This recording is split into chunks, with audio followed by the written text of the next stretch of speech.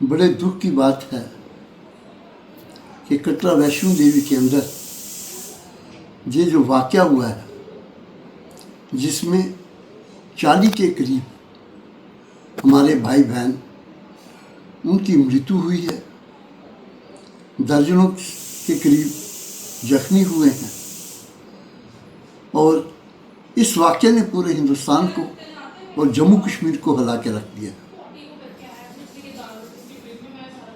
अब सवाल ये पैदा होता है कि साहब ये वाक़या हुआ कैसे, जबकि एडवांस वार्निंग दी गई थी कि कोई भी शख्स या कोई भी पर्सन बाहर ना निकले और ना ही मूव करे। वो अगर इस किस्म की वार्निंग थी तो ये लोग किसने लोग किया इनको यात्रा करने के लिए, कैसे ये एक जगह से दूसरी जगह मूव हुए। और इन तमाम वजूहात को सामने रखते हुए, इन वार्निंग्स को सामने रखते हुए, कौन वो लोग हैं जिन्होंने इनको यात्रा जाने की परमिशन दी या वहाँ से आने की परमिशन दी, उन लोगों पे एक्शन होना चाहिए। हम इस वाक़या को स्ट्रांगली कंडेम करते हैं कि बावजूद इस बात के वार्निंग देने के, इन लोगों को जिन लोगों ने अलाउ किया मूव करने के लिए, उन लोगों के अगेंस्ट ज़बरदस्त एक्शन होना चाहिए।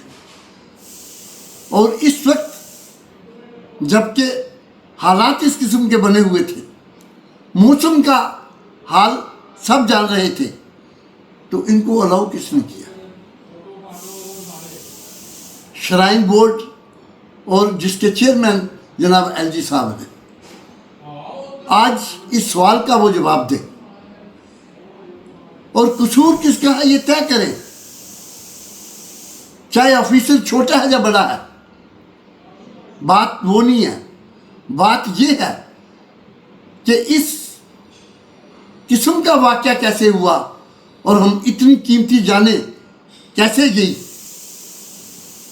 आज ये मसला तय करना है आपने। कोई भी हो, जो भी कल्प्रिट है, जिसने उनको अलाउ किया, उसको फौरी तौर पे उस पर एक्शन होना चाहिए और उस पर जो भी सजा ज़्यादा से ज़्यादा हो ऐसे लोगों को मिलनी चाहिए। पहलगाम के अंदर वाक़या हुआ, सवाल उस वक्त भी उठा था कि साहब ये वाक़या कैसे हुआ और उसके लिए जो जिम्मेवार कौन था। लेकिन कई दिनों के बाद एलजी साहब ने खुद माना कि उसमें हमारी गलती थी और सिक्योरिटी के लैप्स थी। आज किसकी गलती है ये एलजी साहब तय करें या उनका एडमिनिस्ट्रेशन तय करे।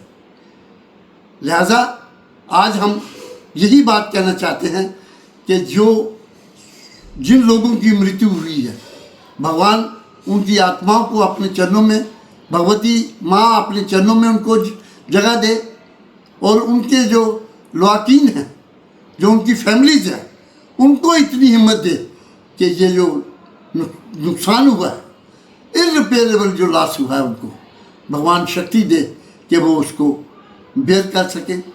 लिहाजा मैं एक बार फिर एलजी साहब से यही दरख्वास्त करूँगा कि आप चेयरमैन हैं श्राइन बोर्ड के, आप तय कीजिए कि कसूर किसका है और जिसका कसूर है उसको सजा दीजिए। Thank you very much.